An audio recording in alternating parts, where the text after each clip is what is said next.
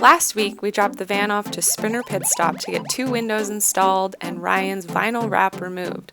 This week, we're working on insulation, and unfortunately, we had discovered a little bit of damage on the roof. First and foremost, just wanted to take the chance to thank all of you. We have built an incredible community with 40 Hours of Freedom. I'm blown away by the amount of people that follow what we are doing with these builds and what we've done with living a mobile lifestyle, and the number of you that have reached out, just sending best wishes and love and support to my family this time with my dad just passing away. I really appreciate that. It's meant a lot to me and even to my mom, who has seen a lot of those comments. And also just wanted to let you know that no matter what you're going through, you're not alone. The amount of comments that we had from people who had family members, maybe parents or spouses who've gone through Alzheimer's or some other sort of disease that has really truly impacted their life and changed their perspective on life. There are so many of you out there that are gaining strength from each other, and I gain strength from all of you. So thank you so much for reaching out, and again, all the support that you guys have provided during this honestly pretty tough time.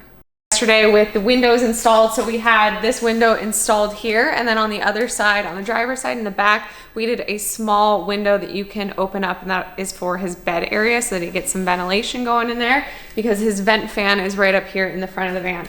Now the wrap's finally off. I actually worked on it a little bit myself in the beginning, but it was really difficult to get off, and yes, I was using a heat gun. Even with a heat gun, it was so impossible. And not only did Tim remove the wrap for us because I gave up, we have glue kind of all over the place. So it's one of the reasons why Alex and I aren't big fans of a wrap, especially if you want to resell your vehicle later down the line. Sprinters are so big that a wrap that size, number one, is going to cost a lot of money up front. Ryan paid about $4,000 for his wrap, and then you're going to have to pay to get it removed. That was about $1,500. So it's time intensive. It's also just a pain in the butt because now we have to go back and clean off all this glue that's all over the place. And not only that, there were a couple of holes, and so sediment, dirt, all of that was getting underneath the wrap and rubbing against the exterior of his van. So there's a couple of spots you can see where we've got like dirt stuck to glue and all that kind of stuff. So we're definitely gonna have to come through here and do our best to try to get all of this glue off. But again, it's one of the reasons why Alex and I aren't big fans of wraps, especially if you're planning on converting your van and there's the possibility of selling it in the future. Then I would just stay away from it because it's gonna cost a lot and it could mess up the paint on your van. So with Ryan's build, this is actually kind of a van renovation. He originally did a conversion himself, and he knew that he was doing a really minimal conversion, planning on having somebody else build it out for him later. But he did put solar on the roof. He had a battery and electrical system installed already. He had put up an interior with walls and just directly screwed everything into the frame. And so before he brought it here, he demoed a lot of it himself, but we just really always want to make sure, first and foremost, if we're building in a van, that the van is going to last, that there's no big issues that we need to take care of before we start to build out the conversion. And so we went through, we cleaned, and we spray painted any holes that he had drilled into the frame on the inside to attach his previous walls and ceiling. We also just cleaned everything really well because, again, clean is going to help your van, be a little bit more rust proof moving forward. And also with his solar panels, we did take those off. Something that we have not done on any of our vans that I would highly recommend is before you do anything, look at your roof and maybe doing like a truck bed liner spray on top, because again, that's just going to give you one more layer of protection, especially if you're going to be putting on a roof rack. His roof and his solar, because he mounted it directly to the roof, when I was taking all of his solar panels off, there were twigs, there were branches, there were leaves, there was so much dirt underneath there, all sorts of organic matter. I was joking with him via text message that he was almost growing a tree on his roof.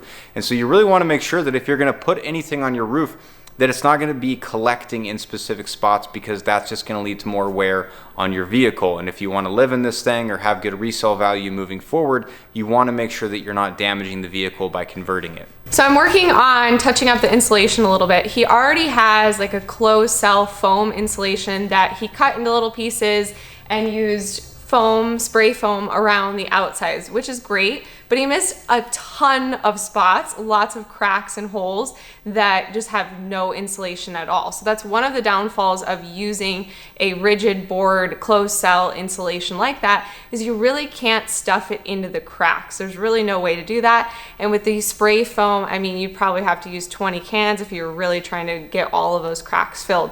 So that's one of the reasons why we love the denim insulation, is it's really easy to break into pieces and shove into the cracks, and it's less toxic than using something like fiberglass.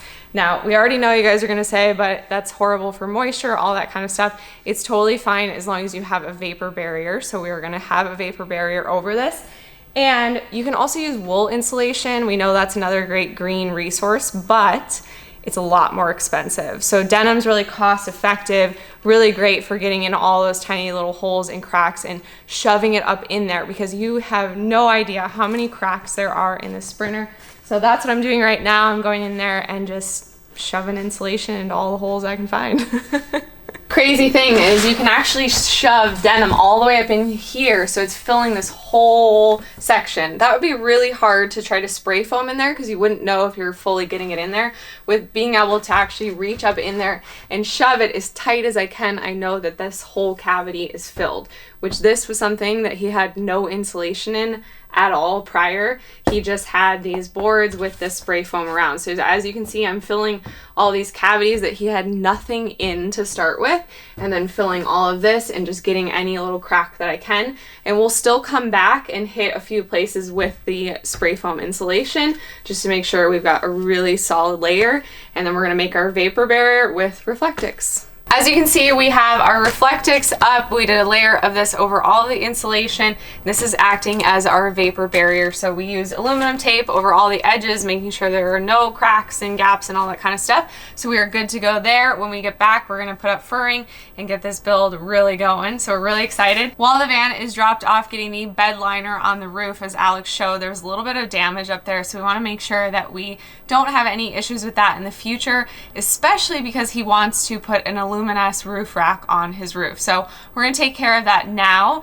And one of the other things that Tim is going to do for us while we're gone is install these roof rails. Now you have to have the roof rails. Sometimes they come with the vehicle when you originally buy them. They fit into little grooves on the roof. So the roof rails are actually bolted to the roof of the van, and again, that's what the Luminous rack actually attaches to. So as you can see here, we don't have any insulation on the ceiling yet, and this is where they get bolted through the roof of the van. So you want to make sure that you get this done. If you think there's even a possibility that you want to get a roof rack later down the line from Luminous, then you want to make sure you put these on as soon as you start your build, because it would be really difficult if you already had a ceiling up to come in and be able to bolt that on and have the nut and washer on the other side. So definitely make sure you do that even before you run any wiring, just in case something happens and maybe you screw through when you're drilling through a wire. So definitely make sure you do that first. And that's it for this week's video. Another short yet sweet video. We will be back next week with another video for you guys, and we're gonna get some exciting stuff done on this van soon. Sorry it's been a little bit of a slow time. Thank you all for sticking with us, and we will see you next week.